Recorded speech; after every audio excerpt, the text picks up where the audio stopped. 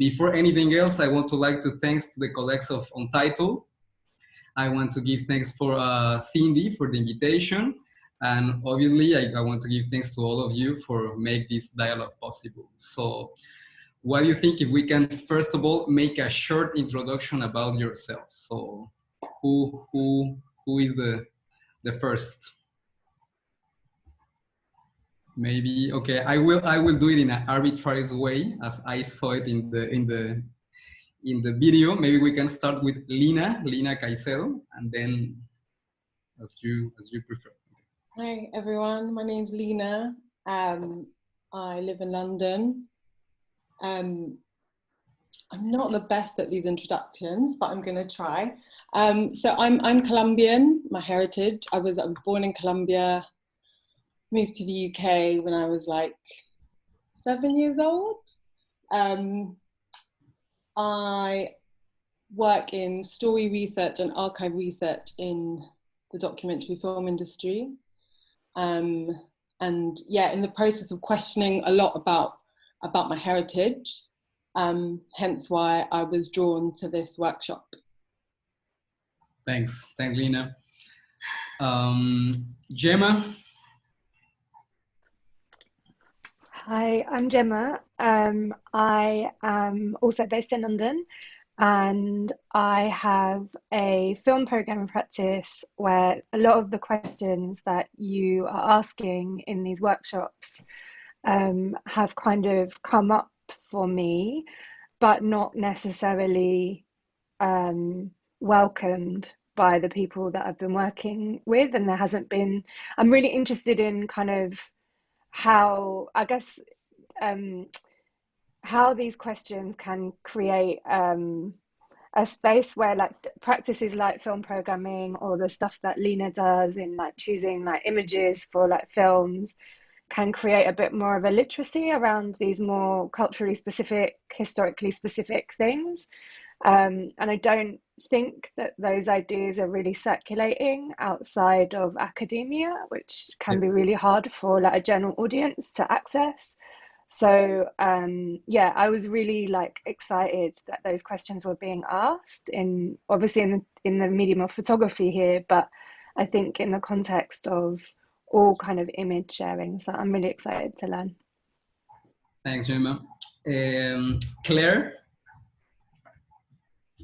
Hi, my name's Claire. I am based in Cape Town. I'm currently, I suppose I'm an independent curator, writer and researcher. I'm currently working towards a conference paper, which is conference happening in April.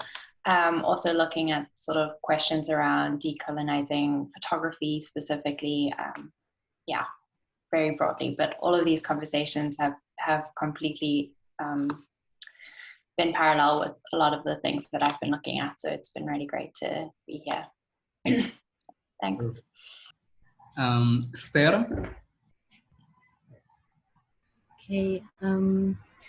Hi, I'm sitting outside in the balcony smoking a cigarette after a days of work. I hope it's not too loud outside here. I'm currently sitting in Frankfurt in Germany, and I got to know Suki and Yvonne through Raw Material Company in Dakar. So it's wonderful to see no, I can't see Yvonne, but yeah, I feel Yvonne here. So, Yvonne, hi.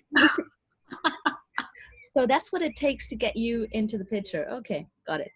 So I work in a couple of museums in Germany, in two ethnographic museums, quite big ones, Weltkulturmuseum in Frankfurt, under Clementine de Lis, which is now changed, and also in Cologne, in the Rautenstrauch-Jost Museum. And I work a lot with the archive, the visual image archives of these places, and how to work with visitors, and how to negotiate the gaze, the uncanniness of the archives in process of mediation. And it's something that I've been working on for a long time now, and also do research on. So yeah, and it's something very unsettling, something very, yeah, and try to work on how can mediation really be a moment of disturbing this relationship, and really also bringing in a radicalization of and politicizing the emotions around this mediation. Yeah, so this is where I come from. Thanks, Esther. Yvonne? Hi. Do you hear me properly? Yeah, it's good. I'm not sure my internet it's not stable. So of course, hi, I'm Yvonne. I have the pleasure to work alongside Sukaina in setting up this program. I mean, what can I say? I mean, I'm of course very happy to have a lot of you guys taking part in it. I am usually working in curatorial stuff along with, with Sukaina, but in, this sort of dissident, I would say, format, which is cool and, being shaped with time. But more specifically, I am also interested in the photographic conversation more than the medium itself, right? And I have a lot of fantasies, and one of which is actually the end of photography. But this is just to give you an idea of how I really approach this conversation. I'm happy that we rediscuss these boundaries together. So yeah, that's it. I will be in the background, and because I'm also doing some other stuff behind. And thanks to all. Cindy, good to see you. Of course, Esther, good to see you. Claire, good to see you. Yeah, I wish you a very great workshop. Of course, Fabian, thank you for setting this up and yeah, to design this specific workshop. Thanks. Thanks, Yvonne. Setai?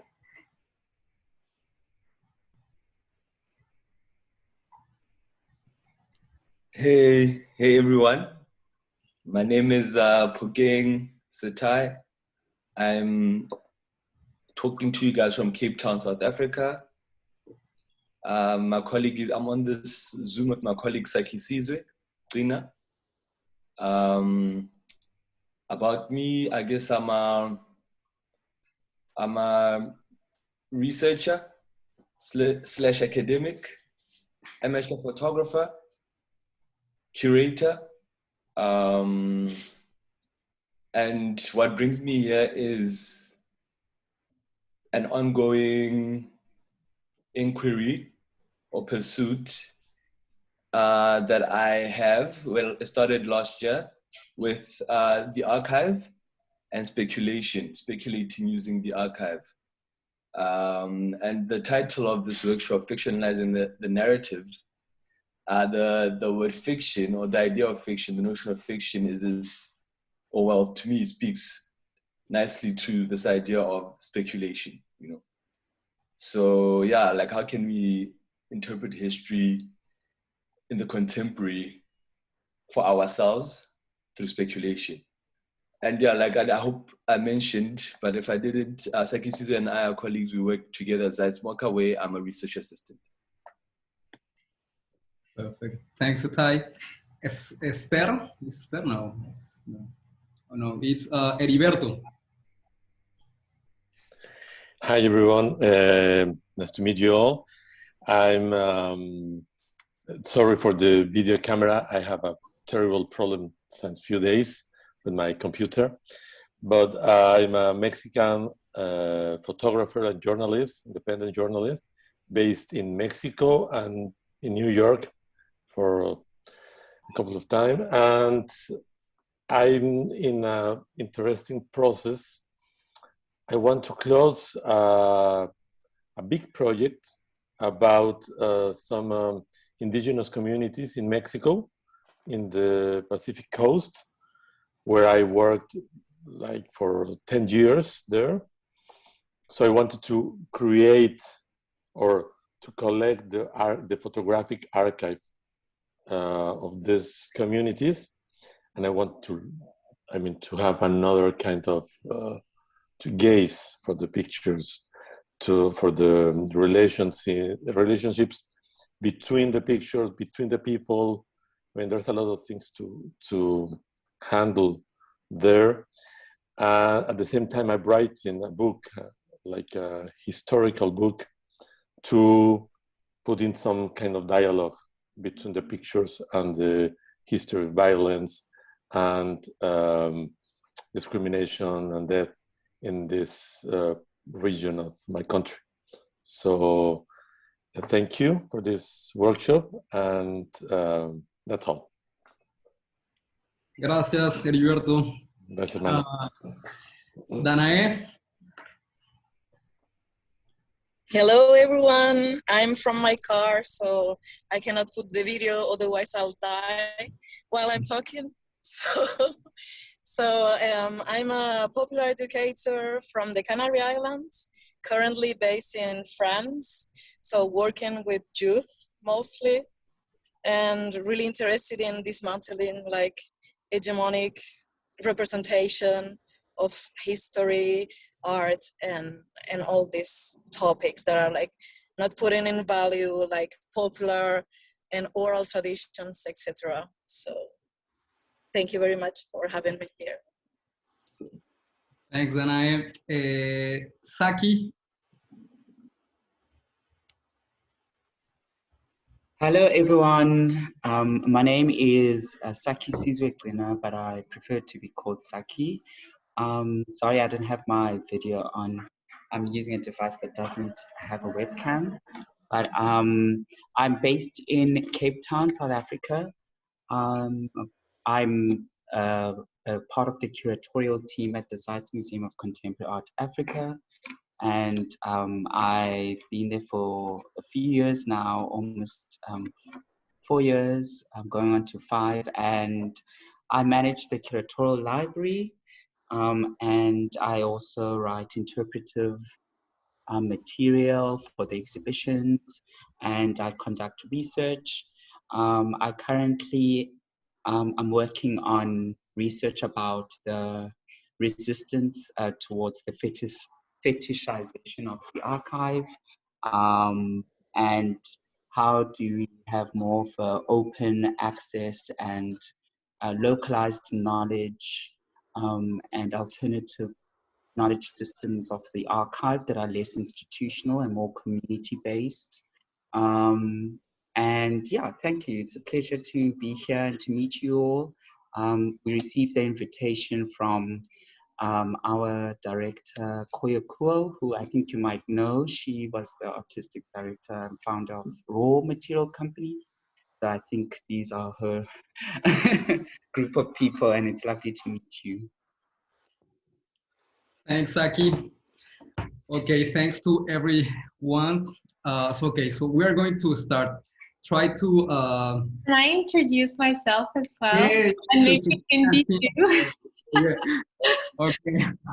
Sorry, Suki. It will be so brief. Hi, my name is Sukaina. You can call me Suki. As Yvonne mentioned, we work together in this duo as curators and graphic designers in the agency. But I also work alone in other platforms. I'm currently working for this festival called Chef Doc Festival in the UK, and to prepare an online exhibition for June and a radio commission. I will be very happy if you can attend. I'm doing some promo. I will send you the links once it's ready. Yeah, and I just wanted to say that I'm very appreciative for Cindy, Fabian, and you guys, because this gives so much hope to be able to speak, you know, in these times or in general, and to have people, you know, who are aligned with your vision and everything to discuss. So thank you so much. Thanks, Suki. Cindy? I think that's Cindy's frozen, I think so. Froze. Okay. What we do, we wait or we start?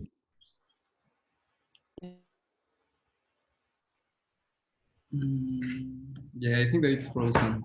Okay. Maybe we Okay, can move maybe on. maybe maybe we can start.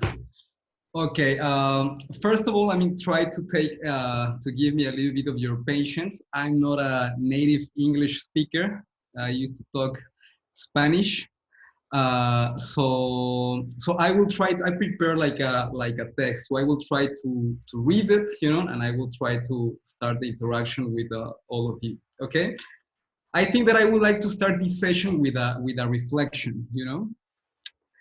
Every colonial framework, you know, depends on a narrative construction. Every colonial representation depends on a narrative.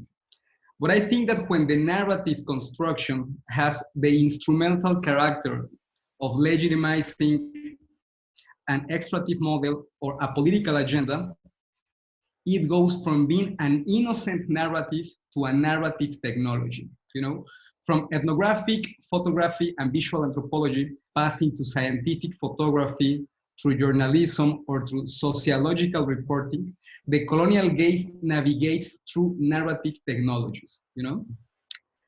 The colonial representation regime is built on erasure, silencing, devastated cultural systems, existential spaces, emotional geographies.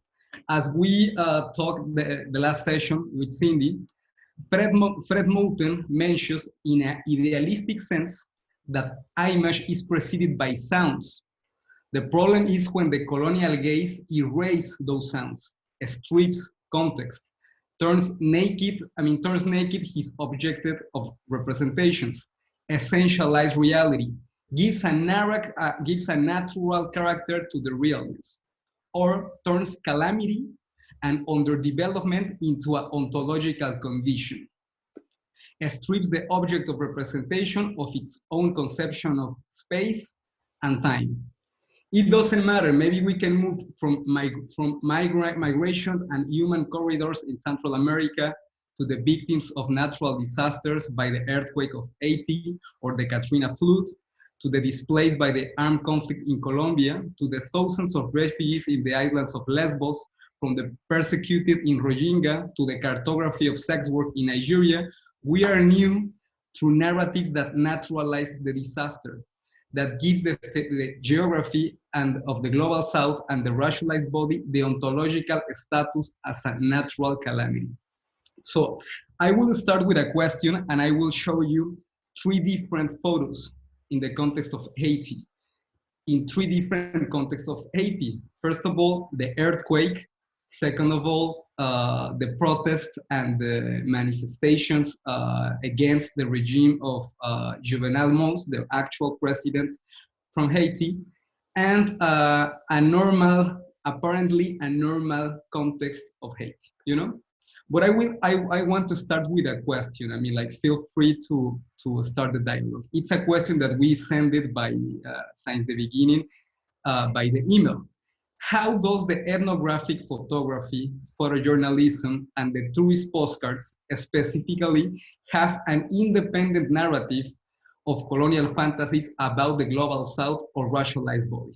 I mean, how we can turn, how sometimes the colonial gaze can give us the possibility or don't give us the possibility to define, you know, like one event from another event, one context from another context. Actually naturalize everything, naturalize the narrative of the calamity, of naturalize the narrative of the disaster. So who want to start with this answer? And I will show you the photos after that.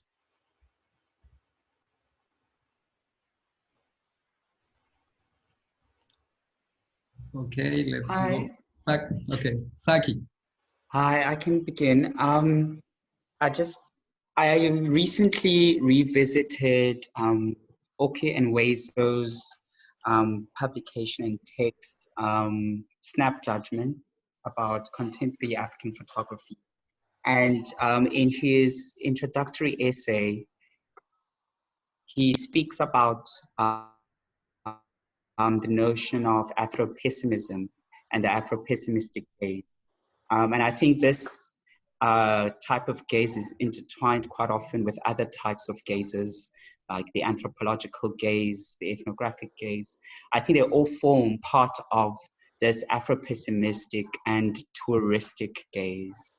And I think what connects them is this romanticization of landscape and this absence of the human in the landscape, and this sort of sometimes idyllic representation of the landscape.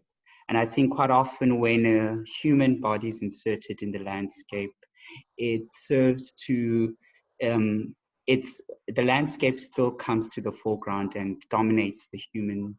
And quite often there's this distance from the human, and it's seen from afar, and there's this objectification of the body. And I find it quite often specific to the Africa and African diasporas. There's a sense of lack of intimacy with the subject, and there's also polarization where you have to play according to extremes of survivalist narratives. Yeah, I'll leave it there. Thank you. Thanks, Saki. I'm going to start to show like the first images, and and then we can continue with the conversation. I'm going to show you the 3 images as I spoke. This is the first one. Okay. This is the second one.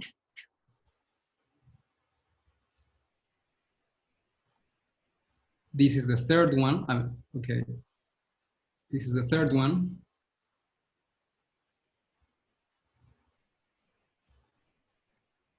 And here we got the three photos. These 3 photos are from different events, from different contexts, and apparently from different scenarios.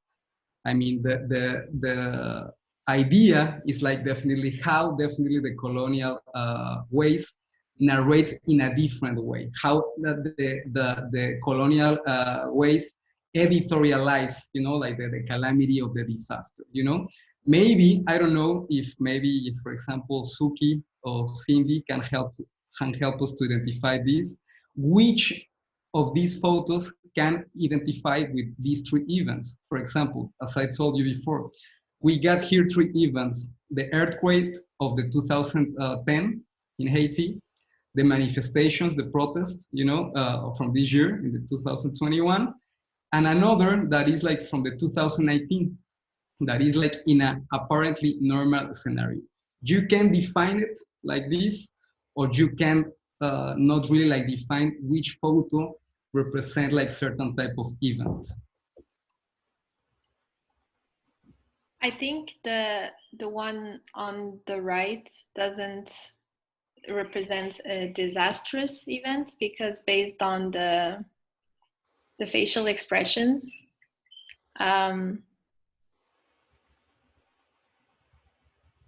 yeah, it doesn't look like something bad is going on. I don't know. And the second and the third one.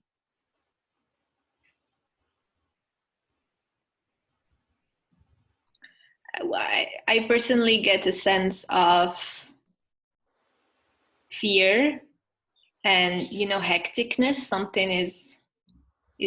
Something hectic is happening. It's very heavy images, but I cannot tell more. That's only what I feel. It's very emotional, and that's it.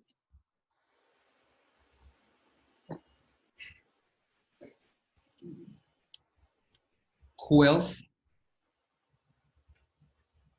Hi.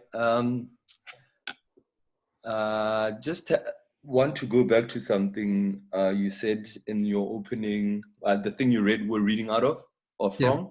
What was it again? Is it something that you wrote? Yeah.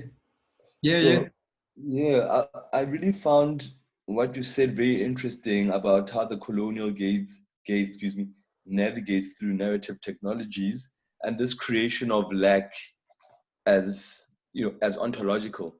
That's interesting for me, and as someone who works within a contemporary art museum, you know, it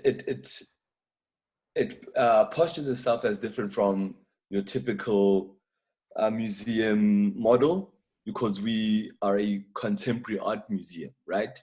So when you think of museums, you don't think about them working with the contemporary, but now with the emergence of, you know, these lead capitalist contemporary art museums, there's now this notion of, you know, of contemporary, of presentness that I find interesting. But in what you said about this technology that creates the slack as being ontological, I want to go back to what Saki mentioned, that Okwe Enozo said, or was writing about Afro-pessimism, and say that what you were talking about, I'm sorry, I can't recall your name, my man, apologies.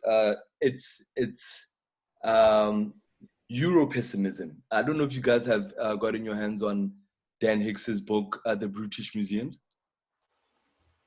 That just came out on the Benin bronzes and the looting of those. He calls that Euro-pessimism. So this systematized colonial creation of black, construction of black in peoples, especially in peoples of color who happen to be from the global south. And we see it obviously in operation in these images, but I'm interested in how, before they even become, this technology is visible within visual circulate or the visual economy, how it's entrenched actually in the formation of institutions or existence of institutions such as museums, and the institution as a complex, you know, that generates ideology such as, you know, that manifests through the visual gaze. And now what I'm looking at, these three images that I'm looking at, these are familiar scenes. As a South African where protest is such a big thing, these are all familiar scenes. And this can be on the one on the right with that has these very light blues. And people seem to be in a, it's sort of a state of celebration, or eruption, but positive eruption. Yeah. This I've seen in a different kind of scene that you would imagine from a looting, and which the furthest image on the right that looks like this young man over here is carrying a book or manuscripts, perhaps from Timbuktu. I've seen this scene as well. Yeah. You know, from lootings that would happen in South Africa due to, you know, protests over education, or, you know, and then the one in the middle could easily be protest over gender-based violence. So these are very familiar scenes, but I'm just wondering how we are linking them to, you know, the idea of the ethnographic in its historical sense, you know, where I link ethnographic with obviously images of Black people looking with lacking agency, but I'm just trying to see how do we connect these ideas to these three images. But yeah, anyway, this is my 2 cents. Yeah, exactly that. I think that it's, I mean, particularly with these tri images, you know, I mean, it's like how definitely like the colonial gaze like works definitely as a narrative technology. I use this concept of narrative technology, you know, in difference to normally narratives, you know, because narrative technologies are in order, you know, like to rationalize or modify, you know, for example, like reality, you know, in order to in an extractivist way, or in order basically to get like a certain type of resource, you know, I mean, like any type of resource, you know. It's interesting, obviously, how Occidentalocentrical perspectives, you know, like builds, you know, like this regime of representation, builds this regime of technological narratives since, I mean, you know, like a long time ago. And for example, as you say, Setai, that is really interesting. These three images, we can we can put it, you know, in a different scenarios from the global south, you know. And at the end of the day, it's like how the way they editorialize or build a narrative about these three particular events are totally built on erasure, build it totally of a lack of context, you know. of a lack of sounds around that. I mean, like, as you say, it's totally built on a lack of agency of the subjects of representation. For example, the first photo is from the earthquake. No, the second photo is from the protests. You know, and the third photo that we see it or we watch it as an example of maybe like I don't know, some phases of pleasure or something like that, is a photo of the 2019 exactly in a super conflict space that is like the border in between Dominican Republic and Haiti, you know? And it is the moment when every morning, particularly every Friday morning, the police of the militaries, in this case of Dominican Republic, opens the door, you know, to the people that sells things, you know, like a big market, you know, of a lot of things, you know, exactly in the border, you know. So it's interesting how sometimes, you know, like photojournalism, you know, like create this type of erasures, because this photo, for example, of the border, we can put it like in, I mean, like how the colonial gaze give us the possibility to understand that this photo of the border, we can use it or we can put it, for example, in a totally different context, in a totally different geopolitical, geocultural space. So that's basically when I understand it definitely as a colonial gaze, you know. Someone more, another reflection. Yes. Well, yes, I'm a photojournalist too. I mean, I make a lot of works in that sense. And I know that the newspapers, editors of, the media in general, demand those kind of pictures to put exactly that you say, put in different context. So the pictures are discontextualized always, and it's rare when some picture is really contextualized in that situation, linked for a story or something specific. Normally, when I, for example, have an assignment for cover some social things, I need to finalize my work with the highlights of the situation. And if there's some kind of violence, for example, I need to have a picture about the best angle of the violence, no matter if there's not important thing in the whole story. We need that, and the editors don't care about the situation, what happened inside the photography. And for example, I'm staying in IT in 2004, when the coup d'etat of Jean-Bertrand Aristide, and I mean, I remarked that since that point of the actual history of IT, the pictures from this country, from these people, are very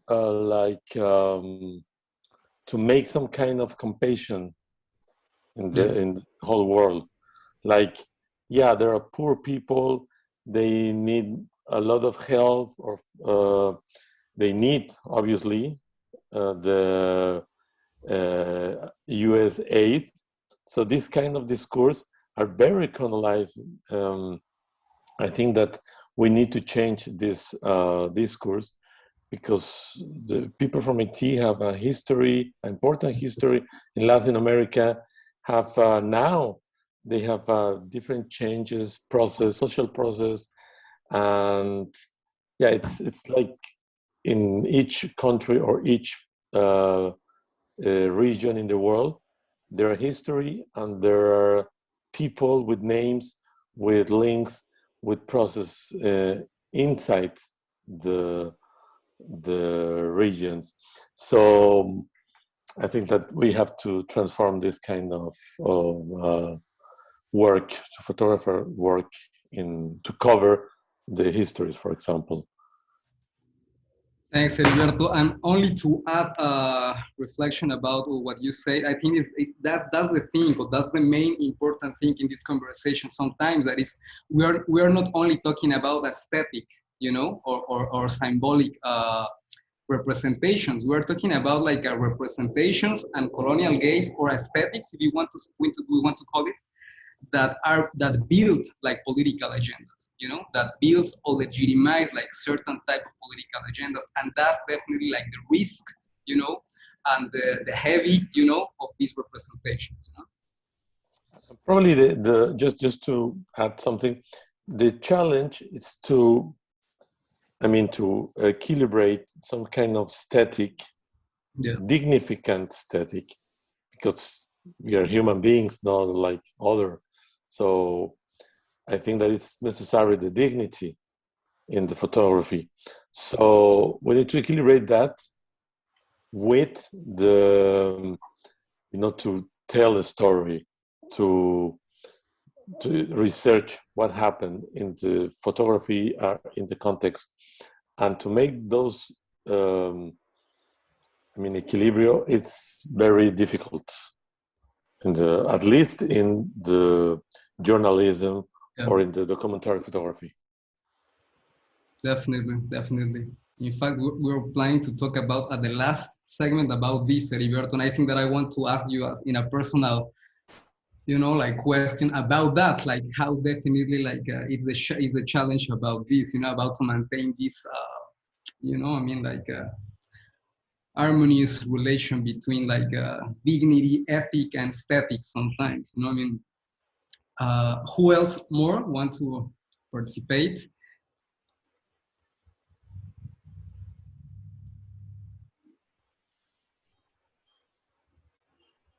Okay, I will read a poem. I think that from this first reflection, I want to read a poem that is related with someone that I don't remember if it was Setai or Saki. I think that was Saki, about the landscape. And I think that is really important, you know, to understand the place of the landscape or the representation of the landscape, particularly, you know, in colonial representations, you know, and particularly in the context of the Caribbean.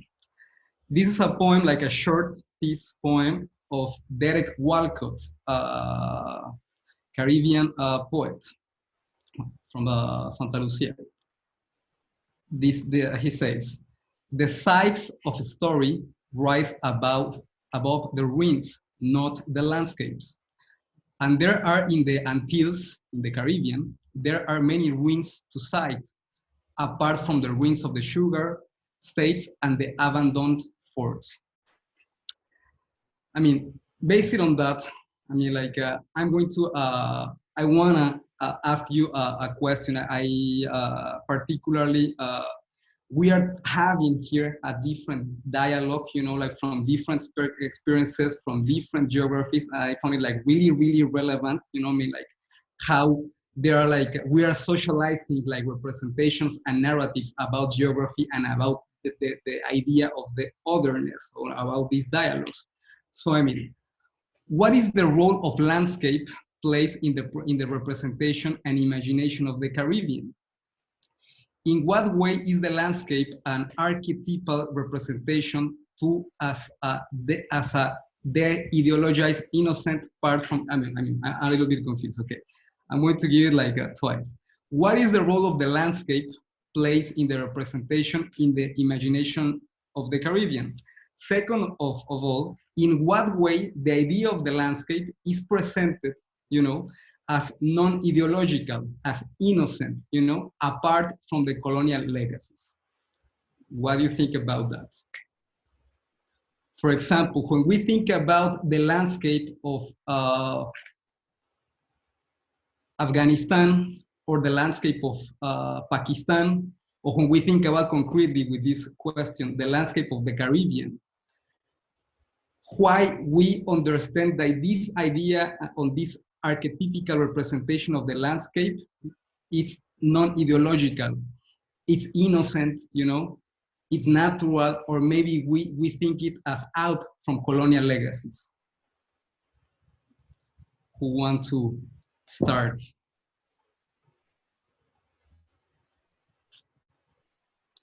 Maybe I can ask, like, you want.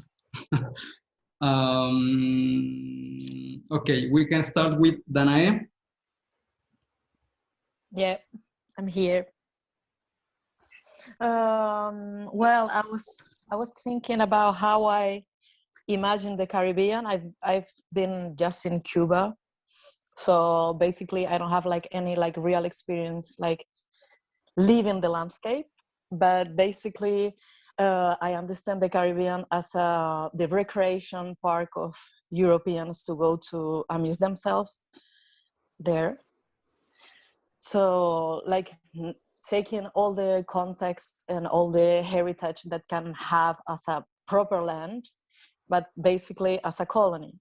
Coming from the Canary Islands, which is an actual colony from Spain, yet, and it's really next to Morocco, and we feel always that we are just like the recreational park of Europeans coming to like take from us all the resources and all the imaginaries, like put in some imaginary that is not ours because we come from the North African heritage, and we are like perceived as Latins because this is something that make people come to us and keep this rhetoric of pleasure that we have to provide as a subalterns to Europeans, basically. So this is my like relationship with the landscape, at least in my islands, and sometimes this is more like a poetic reflection, but it's something that I sometimes I don't want to share it, and I don't want to be like resignificated. I don't know if this is an actual word in English, but like to someone giving a new significance to this territory, which had been occupied by force, by violence, by rape, by all these things that build like the colonial heritage we still have. Thanks, Danae. Who else more? Maybe I can. Man, okay. I feel like I'm talking so much. It's okay. It's good. I'm just, but just to keep the fire burning, I'll just join in the conversation. And it's funny. On Monday we read out of the Poetics of Relation. Saki was in the same reading group. Out of the blue, no one expected it, and we just read as a group, as part of the curatorial team at the museum. And the word Glissant described the Caribbean, or the Antilles at least, as a speck of dust, right? And dust is this matter or particle that's ephemeral almost, it's transient. It can be there and then it's gone. So that's I think how I, in many ways, how I relate, at least ideologically, to the Caribbean up until I got to read more and find out what's happening. Also, it was through the game of cricket. Cricket is maybe the second or third biggest sport in South Africa. So the South African national team would play against the West Indies, and you'd find that the West Indian team is mixed. Like there's black players, African black players, so to speak, and then there's Indian West Indians, like Indian as in subcontinent India, West Indians looking. And as someone who's a fan of history at the heart, or at the core, excuse me, I wanted to find out more about this place, the West Indies. Then I found out actually it's it's like a series or a collection of an amalgamation of islands, or something like that. Like it's a cluster of islands that are next to each other. And this is the West Indies, but the smaller nations within this cluster.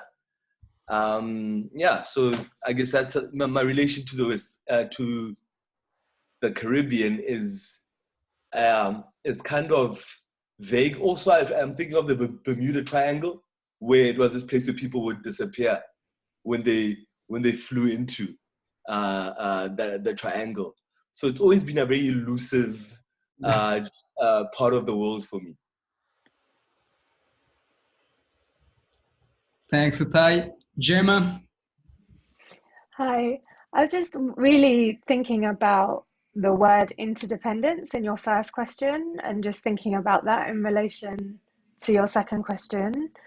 And it made me think about this, the concept of like worlding, like I was like reading about like recently, like in post-colonial theory, like this idea that, you know, your whole way of looking is like changed by how images are presented, which is obviously like the very center of what this discussion is about, but how that relates to tourism and the economies of tourism, right? And it reminded me of this film, Staff Only, which is actually about Senegal. I'll put it into the chat in a minute, but it's basically about this young girl who travels to Senegal with her family. She's white, and her family want to do all of the tourist stuff, which is like all about the spectacle of like tribal life, right? And she wants to like hang out with the staff of the hotel and like go see like real Senegal, and kind of the film kind of like really is, and actually the guy that she sort of starts a little holiday romance with is a photographer, and you see how he photographs the tourist, but how also he photographs images of the place in which he lives, and how those photographs are formed by his proximity to those people that he's spending a lot of time with, and showing them around like the things that they want to see when they come on holiday, right? So how that's totally changing the frames that he makes, and how the images that he would make if he was making them for his own like pleasure or creative exploration might be different, but also have been ultimately shifted by his proximity to these people that he spends a lot of time with. And that really relates to my experience of going to the Caribbean, actually, that in a way there's no outside to that gaze when you travel as an outsider with money and access. Like I can never see it outside of that gaze. I can never experience anything outside of that, no matter how, because I guess to unsee is relational as well. It would require a deep immersion and a deep understanding of like an experience which I never have access to because of my privileges, right? And I have this real intense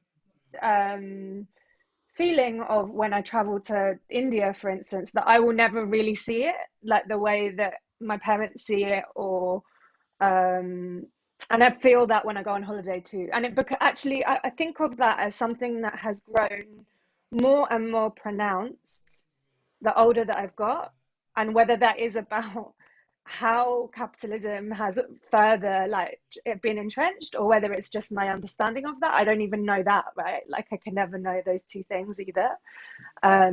So yeah, I'm just really thinking about that word interdependence, that we're all dependent on that gaze to continue to travel and visit one another even, and the economy of that and the grief of that as well, for building true solidarity sometimes. So yeah. Thanks, Gemma. I will add something later. I mean, especially with that, I think that is really, really relevant. Other intervention, maybe we can ask. Okay, Saki? Yes, I just wanted to respond about the image of the Caribbean and its landscape. And something that Poke mentioned earlier about familiarity. I think the colonial gaze operates in the space between familiarization and defamiliarization. So I think it works with a whole continuum, a history, a canon of media that's just reproduced tropes or images that become tropes. And it starts from before these narrative technologies that are more immediate, such as photography and film. I think it begins with literature, it begins in spaces of religion and all these other type of ideological machines of society. And it works by giving you an image that is familiar, but in fact is defamiliarized from its true context, as you spoke about. So if you can, like images of Black people as victims of disaster or calamity as something that is familiar only because it's reproduced by the cultural economy of the media and art. And photojournalism. And I think that's what happens when you look at a landscape. Of course it exists, and I'm sure there are these pristine areas, but what it hides and conceals, which is the part that we're not familiar with, is that sort of that lived experience, that reality on the underside, that forms part of the local social history. So I just wanted to mention that I find that it's interesting how we can go between spaces of knowing and not knowing inhabited at the same time that creates our perception of places and their people. Thanks, Aki. Maybe I want to react to that if I may.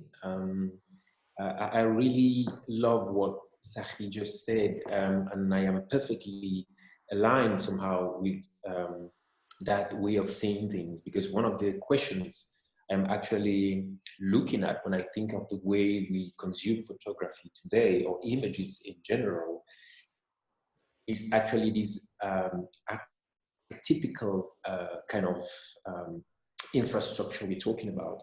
Because a funny starting point could be, where does the image actually exist?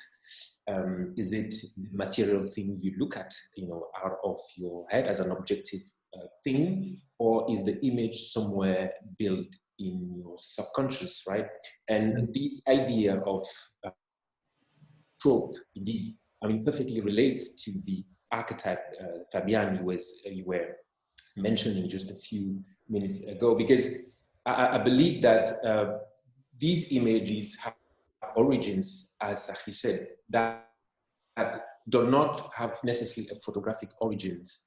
Yeah. And one paradigmatic, I would say, example is, the work of Joan von Kuberta. I don't know if you're familiar with this photographer's work. Who works with mosaic.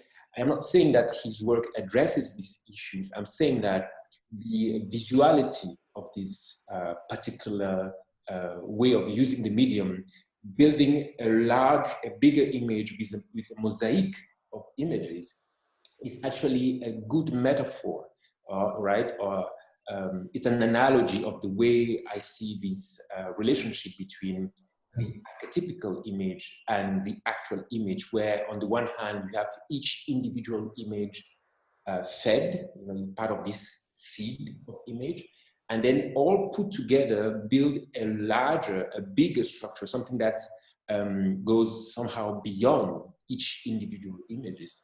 And I think it is hard to understand this colonial gaze, or the way we see things, the way we actually make them suffer from biases. I'm saying that it's hard to understand this thing without looking at images with these two layers, the layers of the individual image and the layers of the larger kind of framework they build behind. What is interesting with the images you were mentioning earlier, the three images, is they have something in common, right? They have something in common, in my opinion, which is the spectacle, actually. It's funny how in the frame, the spectacle is in the frame, yeah, but the context is never actually captured by the photograph. the photograph cannot capture the context. The context is something that is somehow set out of the frame. And it's interesting because this is the challenge. And the challenge is actually, how do we build a mosaic of images that is actually fed somehow with images that serve, we mentioned the dignity of these people. And sadly, it's that the industry of producing and consuming images is somehow fueled by the industry of spectacle. And that completely distorts. When I say spectacle, it's absolutely broad. It can be, it's the shows, it's the newspapers, it's tourism as well. It's things that do not include this consciousness when the images are produced. And that is why, for instance, somehow we have this representation of. I'm speaking for myself as well. When we talk about the Caribbean, these tropes actually do exist because I believe the sanity of my, I would say, representation is full of these funny archetypes and images, actually, which I've been exposed to sometimes not willingly. That's also what is interesting. When you encounter these images, all the feeds and all this shower of images that we receive through our screens build and craft these hyper images somehow. And that's where, that's just one thing I wanted to point out here in this conversation. Thanks, Yvonne. I will add something in relation to what Yvonne said and about what Gemma said that I think that is related with the narrative. There was an author named Kamala Campadu that is from the Caribbean. I will maybe send her name, in the chat. Kamala Campadu addresses the relationships between the ideological construction of the landscape and the narratives of the sexualization and racialization around the Caribbean.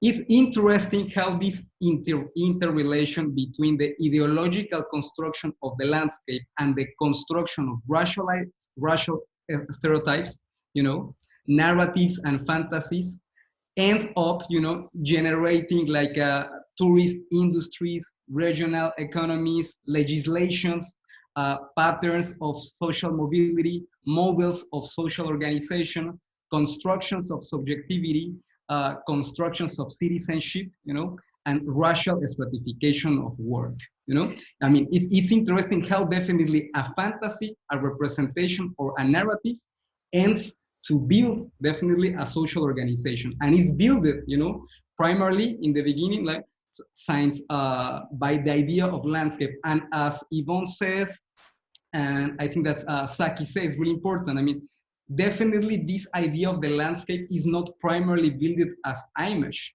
There are other type of methodologies, let's think about it, that build this idea of the landscape. But at the end of the day, is how these narratives were at the same time technological narratives, So it's really interesting how these hegemonic uses, the hegemonic uses and the political representations around the landscape are interesting because are sometimes a little bit dynamic. For example, I want to share you some photos about that are used in the Ministry of Tourism of Dominican Republic. Okay.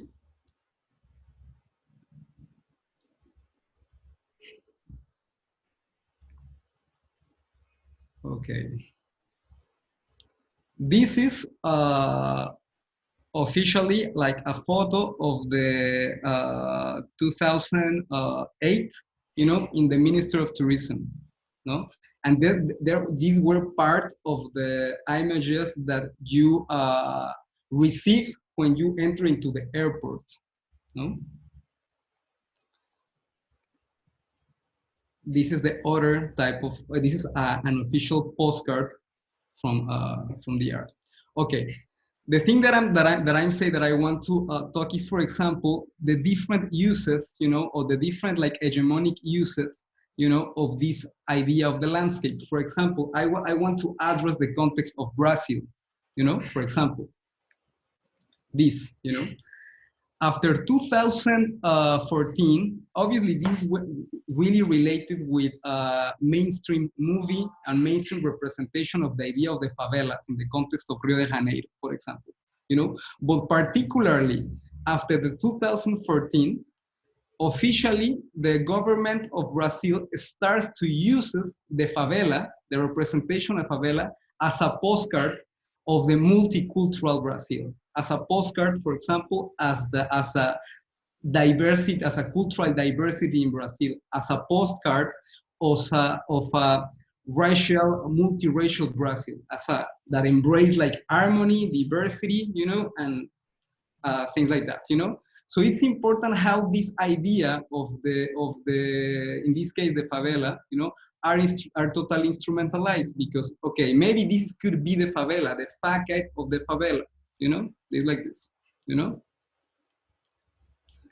But maybe this is to the favela. I mean, the postcard have a B side, you know, that is totally rooted on dispossession, you know, on mass incarceration, you know, of racial inequality, you know, poverty.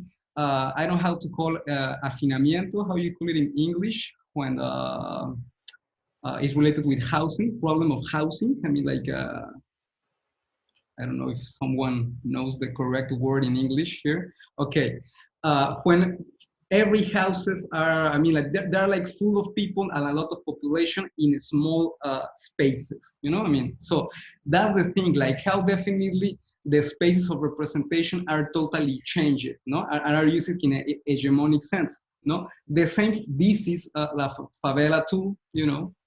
This is Favela 2, I mean, like, you know, as a representation too of yeah, like marginalized spaces, like military spaces, you know, like a space occupied by vigilance, by police, you know, by paramilitarism, you know. Then we can go, for example, another example with Puerto Rico, you know, the same in the Caribbean, you know. This is La Perla. Maybe you know, you hear about La Perla. This is like the way Minister of Tourism, you know, and the main like hegemonic narrative in the context of Puerto Rico shows Puerto Rico to the tourism, you know, La Perla, you know. This is La Perla, but the Perla as favelas has like a side B. Totally rooted on displacement, totally rooted on dispossession, totally rooted on poverty. And in fact, the problem with La Perla is maybe worse in terms of geography and urbanism. La Perla is down, like it's close to the sea, you know, like separated from the capital city, from San Juan, from Viejo San Juan, to a wall. It's like that, you know, since the beginning was built like that. But it doesn't matter. I mean, like the hegemonic narrative builds the idea, you know, of the Puerto Rican identity, of the cultural identity by the idea of La Perla. It doesn't matter with the sides B and the reality, you know, of La Perla, no? Okay, so with this, I'm going to explain you like something in relation with the documentary that we sent it to you, that is like from Dominican Republic, you know. The director is a woman named Joanne Gomez Terrero. The documentary name's Caribbean Fantasy. Maybe if you don't have the possibility to watch it, try to watch it, because it's really interesting to know what you think. I'm going to explain you just a little bit about this idea of the landscape and this idea of the representation through the documentary too.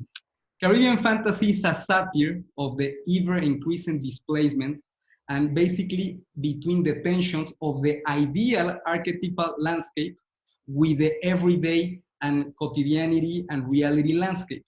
The story takes place in the Osama River, which is precisely a facade.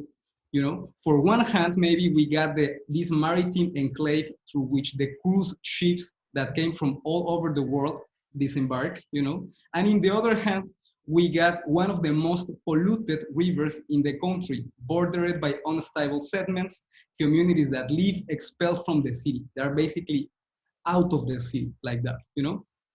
Obviously, the transit of the cruises are delimited So the tourism doesn't not see that point of view. I mean, when the cruisers came to Dominican Republic, they only have the view, to focus on what is on front of them, which is the historical center of the city and the colonial zone. I mean, like the main center, Caribbean fantasy was born with the intention of documenting the unstable settlements, pollution, and environmental conditions in which a segment of the Dominican Republic lives, in the center of the capital city, Santo Domingo, in the center of the historical center, in the edge of the river. But there's something that is important here. Through the story of Rudy, that is a yolero. I'm going to explain what is a yolero. A yolero is a person who drives a boat, who transports and crosses people from the settlements to the city. Through that, the idea was to tell about this story of big frame, about pollution and about displacements and about this community. But the affective story of Rudy and Morena, that are the main characters, ended up giving a twist to the story, which in narrative terms managed to transition from a simple representation in the style of a report, of a traditional report, to a narrative fiction that represents not from a voyeuristic form, those experiential, those existential spaces, those emotional geographies. I think that was the shift there, that was like focus, on that narrative. Okay. That moment happens when Joanne, the director, focused on represent the third space. What is the third space? I definitely consider that representation is always built on regimes of temporality and spatiality. Every time that we get a representation, for example, from the Caribbean or from Latin America to see South Africa, the representation is totally built on temporality and spatiality. Every time that from South Africa consume a representation about Mexico City, we got that regime of representation that got a sense of temporality and spatiality, there is a concept, let's think about it like that in geography, in urban planning, that there is a classification of space in 3 dimensions. I want to use it only to understand, the idea of the representation and idea through image, Okay, first of all, the first space. The first space is like the cartographic space, the physical space, the perceived space. I mean, the way we see a space, that's the first space, the cartographic space, the physical space, the perceived space. Second space, the conceived space, the described space, the conceptualization. We got the space, for example, the white room in a museum, is the first space, The information that are, for example, around the museum is the second space, is the conceptualization, maybe that room comes from a museum or for exhibition, And we got the third space. The third space is the life space, the space where social relationships take place, existential space, or let's think about it like emotional geographies. For example, if we continue to talk about the museum, it's, for example, when we don't use in the museum, for example, to think about the relations between the people that works in the museum, like build it, that maybe spend like 10 or 9 hours, like protecting, a black canvas, we don't talk about that experience, So, okay. So I think that is important. I think that in this case with Joanna's film was really important, or the shift of the narrative was relevant, when she definitely tries to represent and to create a narration about this existential space, this live space, this emotional geography, about the characters, that obviously give context, give information, and obviously not in a voyeuristic way, So I'm going to give you an example, for example, particularly of a frontier, 3 photos of a frontier, to explain how we represent this idea of the first space, second space, or first space, really, really quickly, you know? Okay.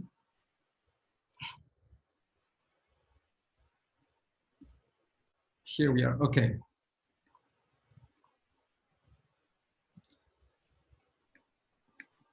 This is a frame of Caribbean fantasy. This is one of the main frames of Caribbean fantasy. If you got it here, you got exactly this part of the river that is totally out and basically like in a border in relation to the space that is built with the cruisers. This is the main character. This is Rudy and this is Moreno. Okay, this is a representation of the first space. For example, this is a frontier only obviously watched by the upside, you know, from Dominican Republic and Haiti. For example, it's totally unfortunately, and that's another conversation, but if you see the part that is like more bushy, you know, is Dominican Republic. The other part, you know, that with a lot and presence of deforestation, it's Haiti. This is the idea of the first space, only like the cartographic and topographical space, I mean the physical space, you know? This is the idea of a second space, you know? This is, in the first photo, we got a photo that has a señalamiento, like a sign that is related, for example, with kilometers, you know, and related obviously with Dominican Republic, you know, you can see the R and the D. And the second photo, the other photo, is the border, particularly the border, you know, only like that. We got a conceptualization about those space, about second space, about the border, about the symbols, about the flag, you know, everything, you know. And this could be the third space, you know. This is, for example, river that came from Haiti to Dominican Republic, you know, in which weekend people from Haiti uses to hang out, you know, like to wash her clothes, but sometimes to be there, to chill, you know, like to stay there. It's like a public space, particularly in the frontier, you know. We don't usually, for example, narrate or represent this idea of the third spaces in terms of existential spaces or in terms of emotional geographies. But, or if we do it, usually when hegemonic narratives or editorials do it in a voyeuristic way, totally in a colonial ways, you know? Okay, so I'm going to continue. So, okay, so I want to give you a question that I find like really important, and it's really in relation to what Heriberto says in the beginning, you know? Like, what collective methodologies could we use, you know, in a narrative sense, you know, to represent definitely the third space? I mean, these experiential spaces, these existential spaces that can embody definitely like agency, cultural ecosystems, political imagination, no, or historical singularity of the subjects of representation. I'm going to ask you for a second time, what collective methodologies could we use to narrate or to represent this third space, these experiential spaces, these existential spaces that can embody the agency, the cultural ecosystems, the political imagination of the subjects of representation?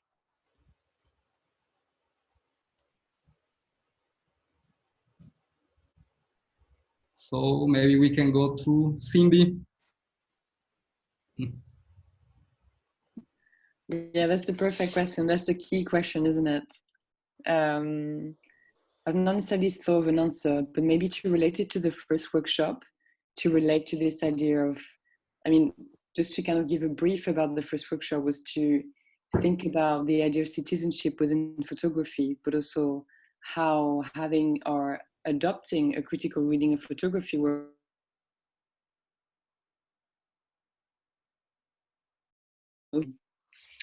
and some of the questions that I was posing to myself, but also to during the workshop in relation to some materials that were shared, from Tina Camp, from Ariela Azule as well, were kind of drawing me to thinking of and imagining really how actually this idea of methodology, or this idea of like an alternative, let's say like visuals, could be in the realm of sounds, could be in the realm of actions as well, could be, and some of the participants, this idea of touch as well, with the materials, with the image itself.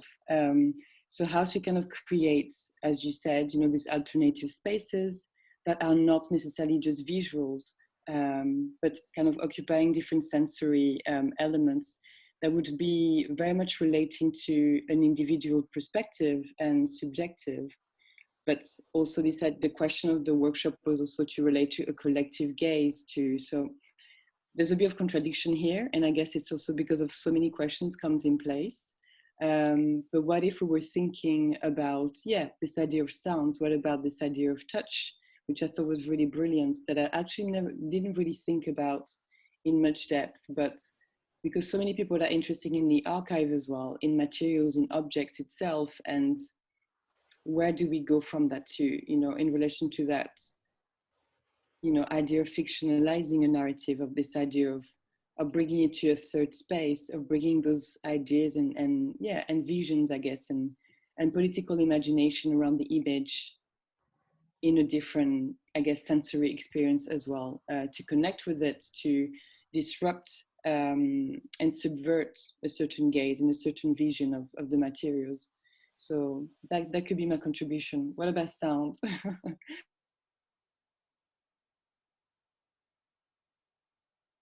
Huberto, I'm really curious about the Huberto that works too with photojournalism. Yeah, but I mean, it's difficult to make, I mean, in some way, it's difficult to make like a collective photography, because it's a contradiction in that point, right? But we can try, or we have to try to learn to hear the voices in each context. I mean, hear the voices, hear the people, hear the stories, and talk with them. And for example, if we are like a kind of collective journalism, we shared ideas, like you make a research to have these 3 levels of time and space, for example, so we can decide what kind of final product we show to the people. But the problem is that, I mean, the factical problem is that after that exercise, the editors or the owners of the media don't want to publish or to show that, because they need different stuff. So in this contradiction, probably we need to create our spaces to produce this kind of materials with this context. And so Cindy, probably you wanted to say something? Yes, it just made me think a lot about what also Yvonne mentioned earlier in this introduction or comments, and also because he also shared an article with myself and Sukaina that were really relevant, was that what about actually rethinking of photography and the visuals, and just very simply also this idea of stopping or refusing to take the photos itself, and how to create a different way of bringing those narratives that sits completely outside of this idea of photography, or sitting outside of ethnographic photography, and all of this, you know, different names that we have for different type of, I mean, once again, category within photography. So it's just thinking of how do you even go beyond that too? You know, if we were to actually imagine different sensory experiences and producing different gazes and all of that, do we actually think about other formats than actually taking photographies? This is very radical. I very much realize this, but I'm kind of inspired by this, and I'm just wondering, like, how could that even work? How do you even imagine this? How would things operate? How do we communicate, you know, on that level in an alternative way too? So yeah, what if we stopped or refused to take the photos itself? What do we create instead? Yeah. It's a good question. I mean like an amazing statement. Let's Claire, Esther. Yeah, Esther first. Thank you, Cindy, for like getting my thoughts going, because I was like, okay, collective methodology. So I have to get back of thinking, what is then the right image? Who should take the image? And exactly the stopping of taking image. Thank you for getting us there, because and then the sound of the image. I was thinking, now if I have to think of the sound of this river and the publicness of the space, the laughter, the joy, the children, the washing of the clothes, all of this, again, sound is also visual, a mosaic of representations. So I was thinking, okay, but what does it mean to go back to the second image? What does it mean to go back to the image that is measuring the landscape? The drone, the helicopter, the machine, the technology measuring the geopolitics of the space, you know, to shift, you know, this idea also of sound. I mean, this is also not something new, to work with sound and to work with the droniness of sound, but like kind of in this way, and also to work with the sound of the border, the opening, the closing of the border, the administration of the border, the stamping. I mean, it depends on the stamping, the scanning, the chain. I'm just imagining when the border goes up. It depends on, you know, what kind of border. Like if I think of the EU border, I have to. What sound does the EU border make? It does make one. It's very complicated. That border has a lot to do with a lot of cars lining up, and so like, what is the sound of this administration of the things? Because the public space, there's something about the public space we should, you know, leave alone. Actually, like this is also, I'm just thinking out loud. I'm just yeah. That's good. That's good. Good. Claire. Hi. Yeah, I've stayed quite silent today because my words are not coming out very well. But I think what I've been thinking of just along this conversation is sort of around the idea of photography in different contexts and the use of photojournalism versus art making or filmmaking. And I think it was something we touched on last week as well in the previous workshop around maybe making distinct the different uses of photography, and that photojournalism or documentary photography doesn't necessarily work in the same way that art photography does, or maybe it shouldn't, or maybe it should. And then another question that sort of popped up in my head was more specifically related to the sort of drone images of the favelas, or like the border between Haiti and Dominican Republic, and the kind of economics and finance that goes into producing those images, particularly of the favelas, like the beautiful lights that emanate in those images, that aestheticize those images and those landscapes as almost idyllic, but they're from so high up. There's so much kind of finance that goes into producing that image in a very particular way that makes it look so beautiful, whereas the kind of relationship of the photographers from those neighborhoods or from local communities taking photographs, the image would be completely different. The aesthetics of the image would look very different, both from the kind of financial and economic and logistical side, but also from the kind of lived reality of understanding the space. So yeah, very jumbled, but lots of thoughts. Thanks, Claire. Gemma? Oh, I just keep thinking about the relational, like just as a sort of methodology actually, and related to all of the senses of that Tina Camp talks about, and Cindy, you talked about, and even this idea of like stopping as like a relational act, and that even that, yeah, what would it mean to be in relation with the landscape?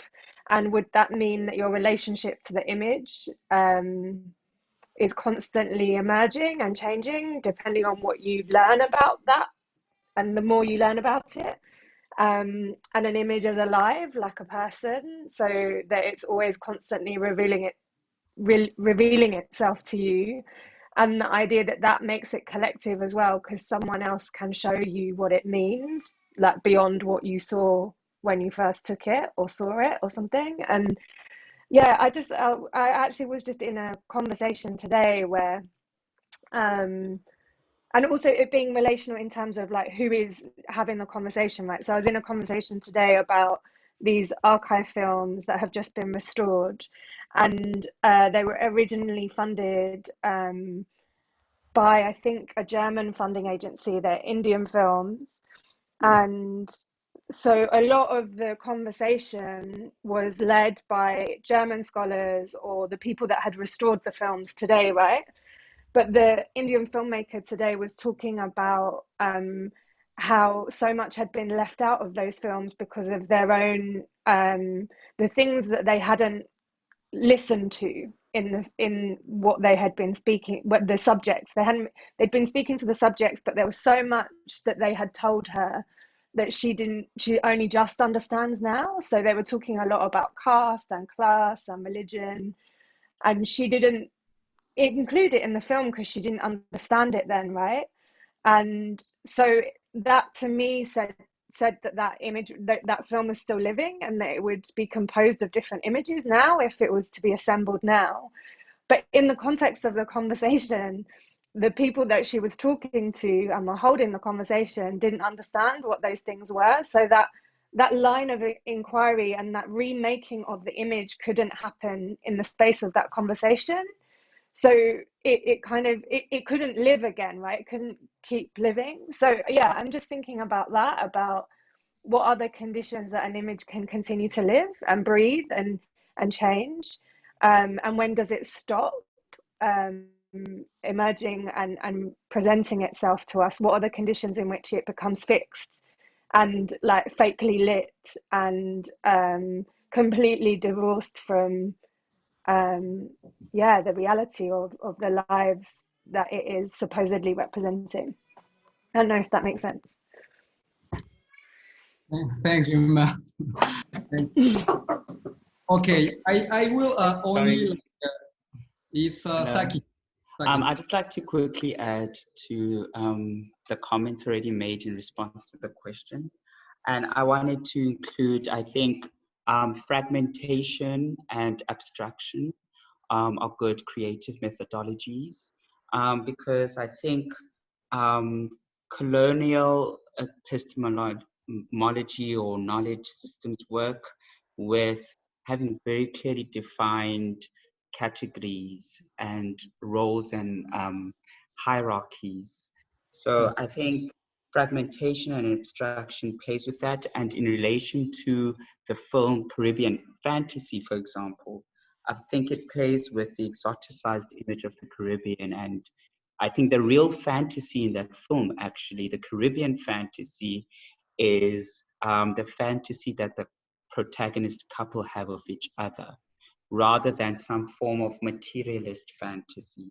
And I think that film uses sort of an impressionistic portrayal of their lives, rather than some linear progressive narrative or that plays into some form of grand construction. And I think there's a layering emotionally, and that's where the third space is, the space of this emotion, mood, desire, and intimacy that I think the film portrays well. And that doesn't mean it moves away from being political, because I think the film still clearly portrays the political issues of the community.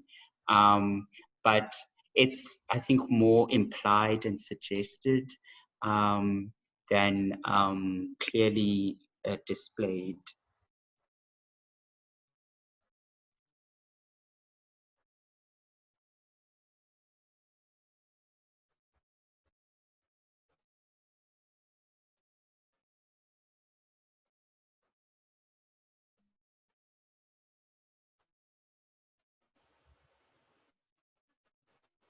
Interesting because as I think that we spoke during this conversation, I think that there are like different types of conversations, you know, like around a representation or communication. For example, you know, I give you personally, I recommend the documentary of Nana Dijo, that is related with racialized narratives, you know, primarily in the context of Latin America. For example, in terms of methodology, you know, in this case, you know, I think that, for example, it's important that in the context of Latin America, it's really difficult to address, you know, the racial inequalities or the racial imaginaries, you know, in the relation with the construction of citizenship.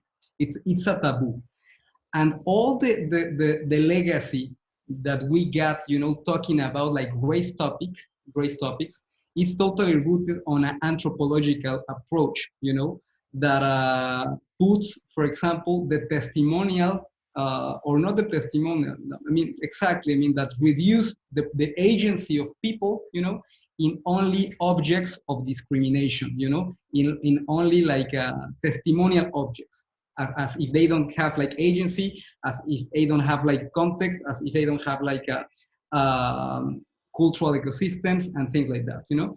So for example, I think that in Ana Dijo was something like funny in a methodological sense, because in this case, for example, we got any context, we don't have like any characteristics of the people that were interviewed.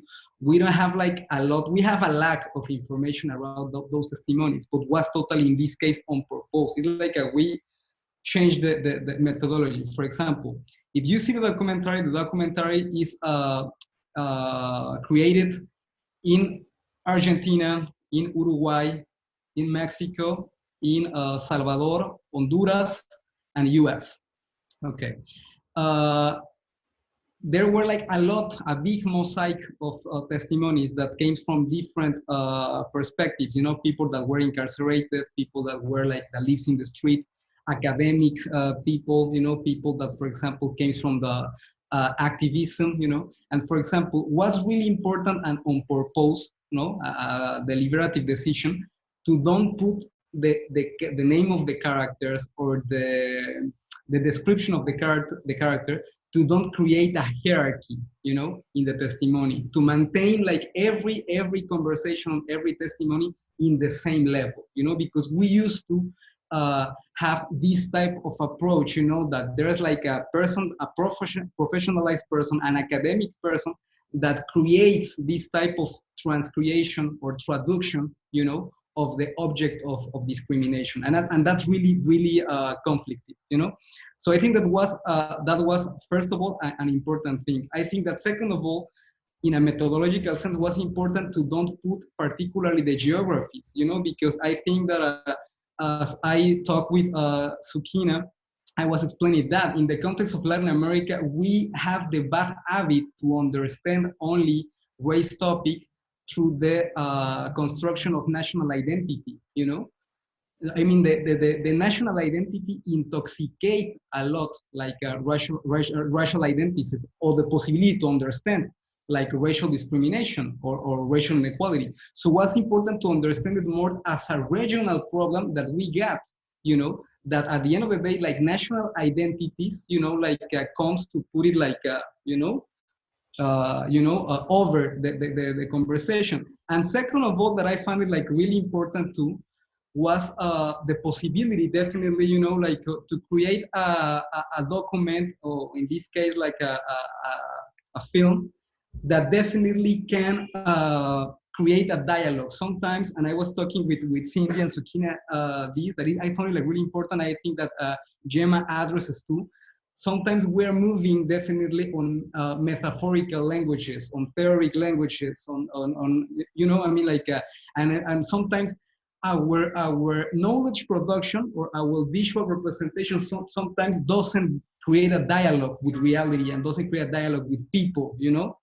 I mean, for example, you know, if I put an image of John Aconfra to my mother or to my grandmother, they will say like, you know what? I don't understand nothing. I don't feel nothing with this. And for example, I love John Aconfra, but I know that not necessarily creates a dialogue, you know, into the people, you know. So, for example, I think that sometimes we need to understand how these locations, no, or these conversations definitely create a dialogue, definitely really communicate, definitely can have a pedagogical, definitely can be a pedagogical resource, you know. So so I think that I was only trying to add that, you know, as a resource. I mean, like, and as a reference, particularly with the documentary, you know.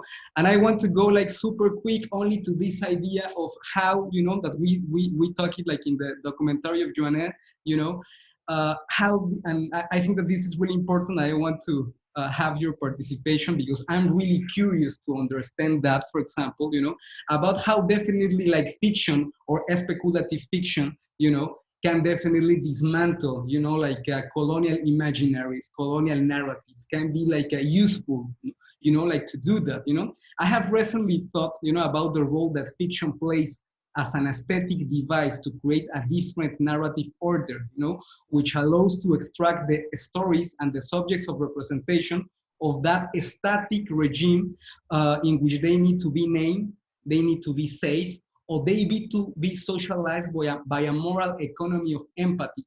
You know, that's one of the main problems, that sometimes, you know, like we understand like photojournalism only by that, but by that like a moral economy of the empathy. I mean, like the bodies and geographies are socialized by that moral economy of empathy, you know.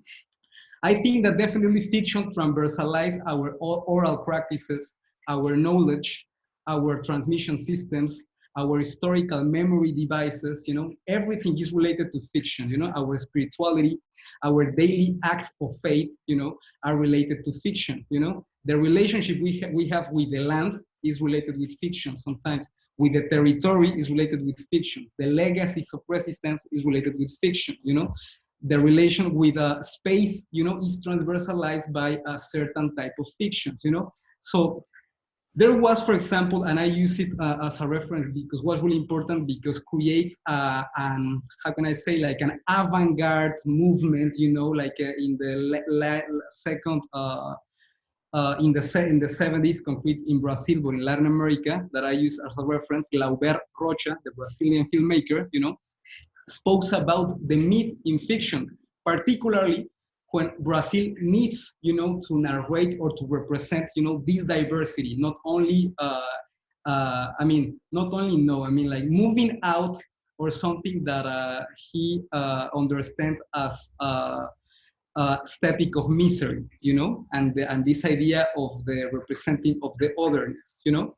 So he spoke about the importance of the myth in fiction as an element that not only accompanies the cultural ecosystems of the global South, but also has the ability to inscribe in the narrative other systems of temporality, spatiality, another regime of sense, you know, another moral economy beyond like a porno misery, you know, beyond the reduction, you know, of experiential acts in simple objects of representation or in simple like testimonial objects, you know. So I want to finish with a question to you, you know, and with a reference short story about the Barbadian, the poet, the Barbadian Kamau Brad White, that is like really interesting, you know. It say that in the 2018, in Barbados, you know, in the capital of Barbados, like Bridgetown, they demolish a giant parking lot, you know, to build a shopping center. The first parking lot was built on a cemetery where thousands of slave people have been buried during the colonial period, you know. Kamal has, and he says like in a funny way that he has like the curious and spiritually way to every year take a photo of that space, of that parking lot, you know. He says that he accumulates many photos per year of that parking lot, you know, until was finally totally demolished, you know, by a shopping center, you know. So this is maybe like an analogy of how we relate to memory, you know, to image and to representation. So I want definitely ask you, like, in your personal experience, professional experience, you know, and obviously in your context, you know, because we are here people from Mexico, from Morocco, from South Africa, from London, from that is really interesting, you know what I mean? Like, how you think definitely, you know, like fictional image dismantle colonial imaginaries, on how definitely can create another regime, you know, of temporality or spatiality. So maybe we can start with, I don't know, who else? Beto, maybe we can start with you. Yes. Well, sometimes the reality is powerful than the fiction, and the other sense too. Particularly in my job, I definitely agree with you. You talked about this idea of nationalities and the state and the citizenship, and this idea of passports, for example. And I prefer to search some stories about the process. I mean, for example, the migration is not happen like linked with some nationalities. The migration is a human process, and we are in some way migrants in some times in our life. So I prefer to look at this process and then found some stories to talk about it, and stories in different geographies. So with this structure, probably I can get the deepness of the social process. And another example about talking about violence in Mexico, for example, that it's very full of stereotypes. I'm stopped to taking and to show pictures about the violence, like with the arms, with the guns, and the dead people. And I don't like this kind of discourse. Yeah. So I prefer to make this research listening what are in the archives, in the stories, and in the people, with the people, to looking for something different to probably understand more what happened in our societies and in our like networks or links between the people, not in the level of the nationalities, but in the level of the social and human process. So yeah, this is the kind of works where I'm in now, after a lot of years to make this probably traditional coverage of in the media. That depends, but I was always curious about what happened.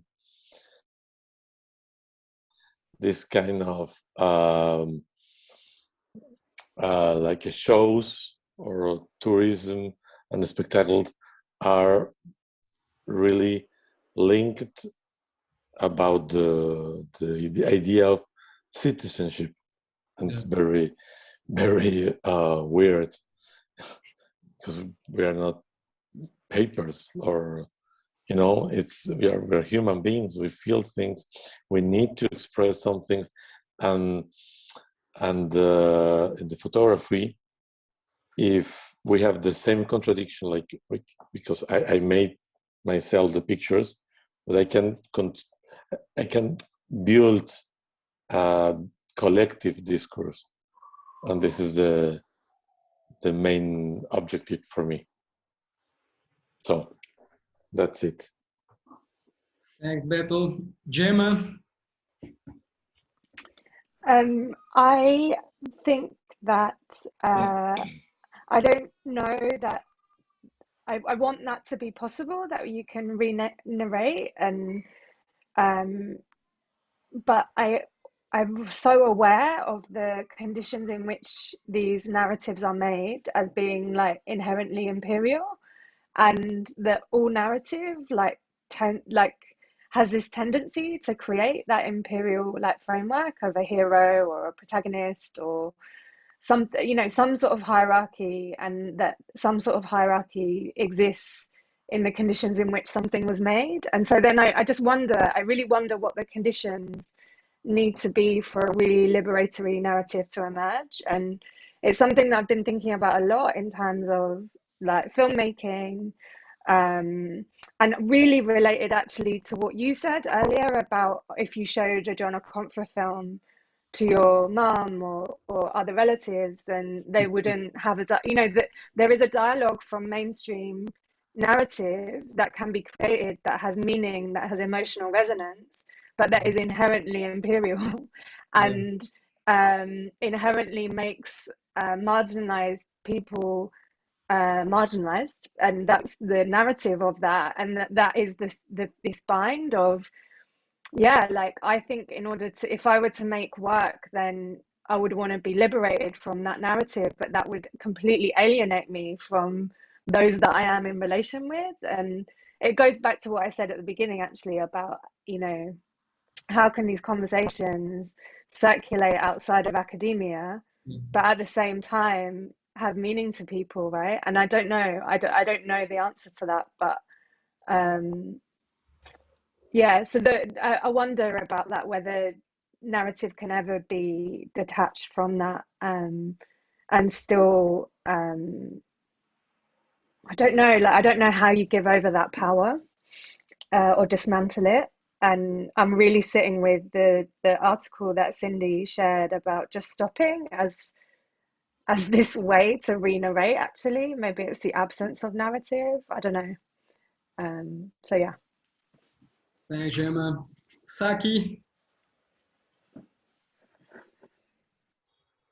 Hi, everyone. So I actually wanted to respond to this question. Firstly, to acknowledge the role of fiction, including speculative fiction, in South Africa's liberation struggle. I think it's important to note that our country comes from gross censorship, and that only with democracy did we have open access and exchange of knowledge. And so a lot of resistant theater, poetry, novels, and fiction contributed to the liberation struggle, but couldn't even be shown or read or experienced within the country.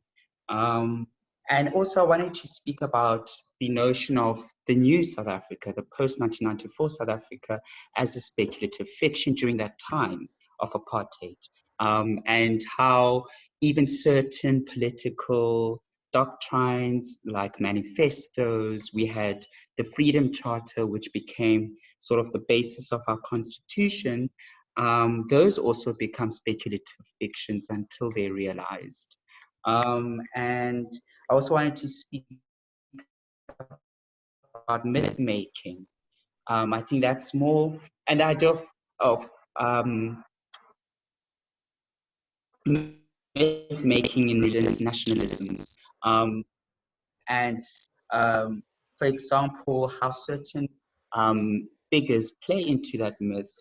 For example, Nelson Mandela and his heroism as a heroic image. He's been mythologized in a very specific way.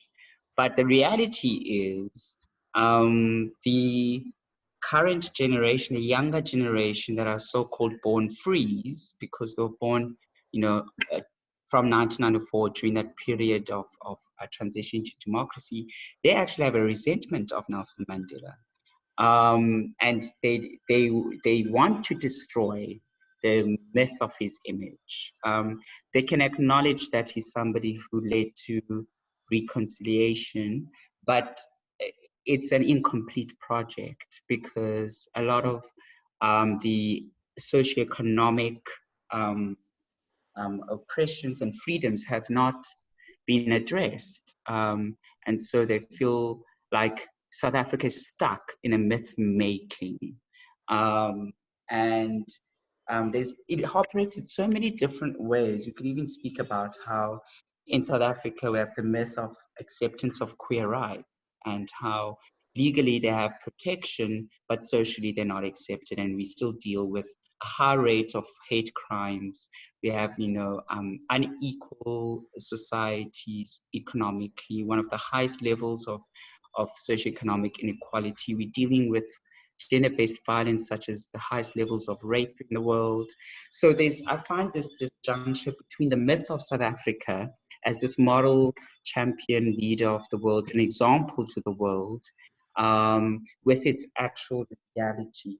And I think that connects to our earlier conversation about the touristic gaze, that it operates on myth. And I think that's part of the reason why tropes are reproduced. And so there's certain notions that need to be dispelled that are part of myth making, like homosexuality being an Africanism myth, for example. And I think that's where it's interesting for me, where fiction and myth interplay with nationalist identity. Definitely. Thanks, Aki. Claire, Esther? Yeah, it's so interesting to listen to Saki speak as well, because obviously, yeah, it's nice to have these sorts of conversations. I think I've been thinking about the use of documentary photography in South Africa as part of an international project in relation to ending the apartheid sort of regime. And then looking at photography today and contemporary photographers and sort of that kind of freedom babies generation post-94, people making photographs that play with ideas of reality and fiction in a very kind of documentary style. Yeah, very early thoughts on a project that I potentially want to pursue, but I think really that idea of disrupting representation or disrupting an idea of something that is portrayed through colonial technology or narrative technologies, as you described earlier, and thinking of ways of using some of that language and having a little something that disrupts it or makes you rethink or take a step back, or it's completely fictionalized and totally fantasy. I think there's a lot of photographers in South Africa playing with that at the moment, and yeah, I'm very interested in that. Thanks, Claire. Esther? Oh, there's so much to say. I don't know where to start. Okay. Thank you, Saki, for bringing in the incomplete project, because I'm just gonna, like, for a short moment adopt that and quote you there, because I think there's something about the incomplete project that always brings me back to the archive, and to not thinking about a new production of images, but to in a way, and there's some, like, a very famous writer and that I have to think about, Saidiya Hartman, and this practice, this methodology of critical fabulations in relation to the historical record, the administrative document, and to go back to rebuild narratives which you have to rebuild because they are based on your interpretation and kind of relating to the image. And for me, I constantly have to think about this thing of that I have to, like, if I go into the archive, I have to constantly read between the lines of what is in along the image. I have to think about what Yvonne was saying about the mosaic of the image. I actually have to look at it, and I constantly have to see what goes beyond the image. Where's the camera? What goes beyond, and like kind of bring in the material, bring in the mosaics that are not on the images. And then I have to think of this one thing also in terms of the incomplete project. You really got me with that one. Relating it to Germany, the generation of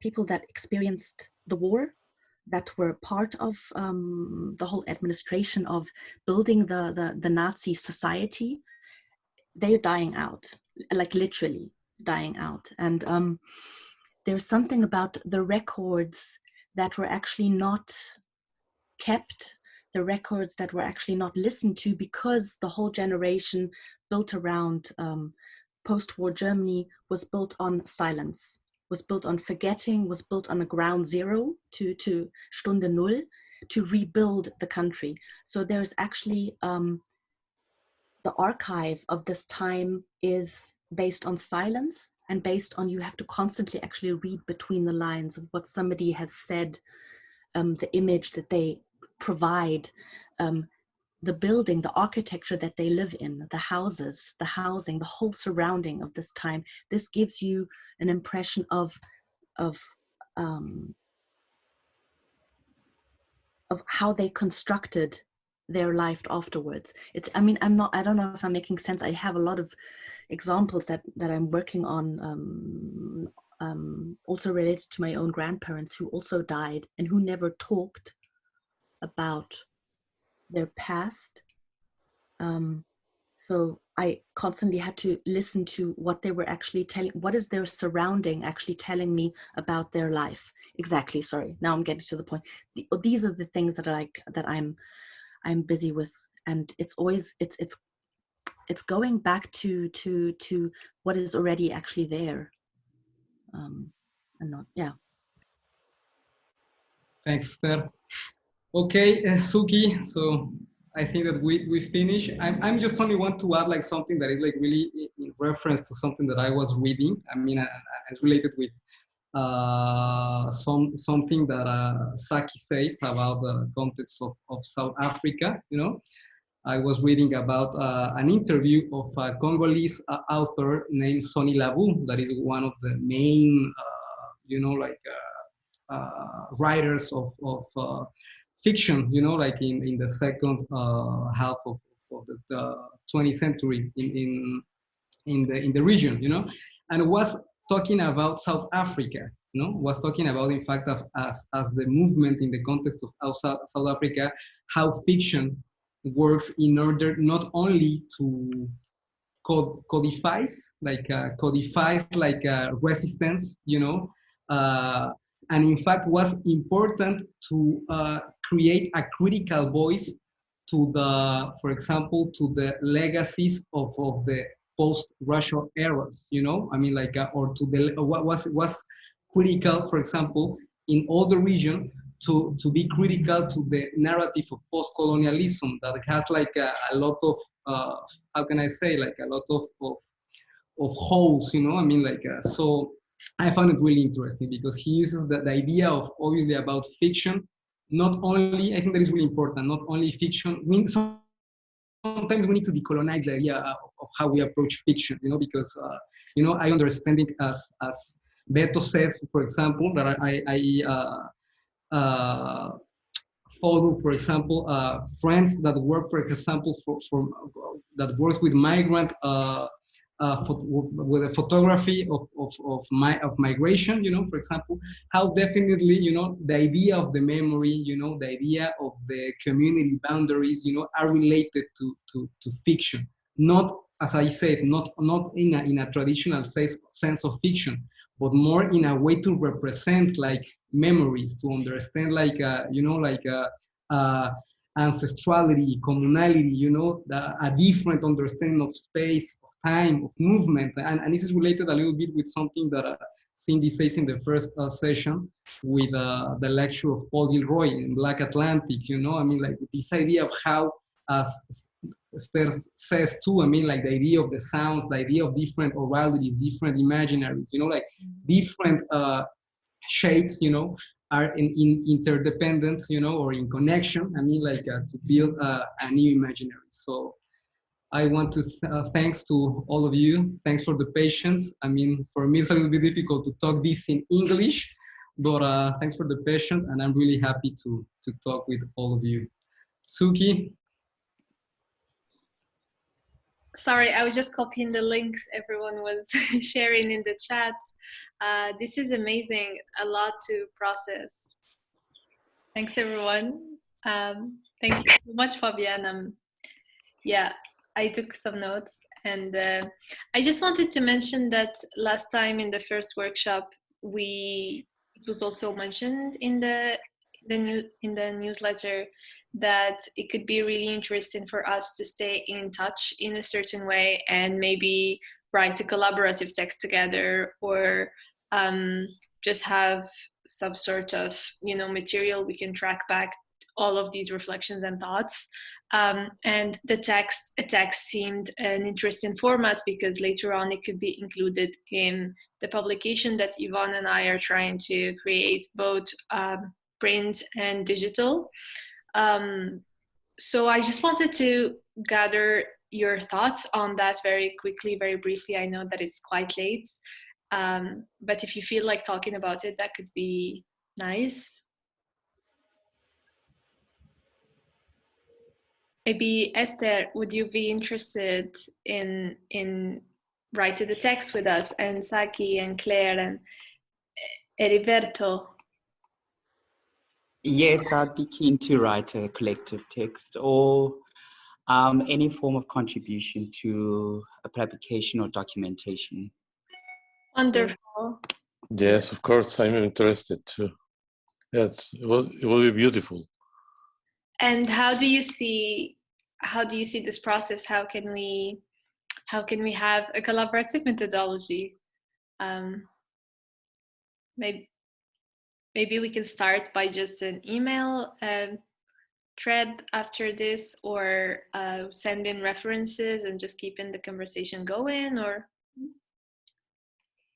yeah, we can start with that and make for example Google Drive, to make a draft of the ideas, and probably to choose collectively 2 or 3 arguments. I mean, I don't know, but we can try, of course.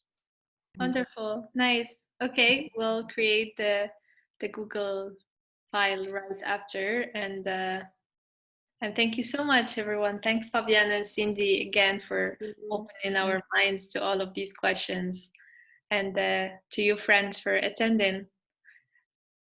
If you want to share this with your friends, it's going to be, this is recorded, so if you want to share it with people, we were going to post it on our website, and we will send you a link. Perfect. So thanks, Suki. Thanks, Esther, Saki, Heriberto, Cindy, Claire, and Yvonne. Thanks to everyone. And I hope we can keep in contact, keep in touch, and definitely we can build together and collaborate together. So thank you, all of you. Thank you, Fabian. Thank you, Cindy. Thank you all. Fabian, may I ask that you please put the images into the Google Drive? Maybe we could respond to them as a start too. But that's a nice idea. Yeah. Also the questions, because I'm still with the questions, also with the conflicts I have with the questions. So yeah. Perfect. Okay. Perfect. Thank you very much. Gracias a todos. Everyone. Bye-bye. Everyone. Bye bye.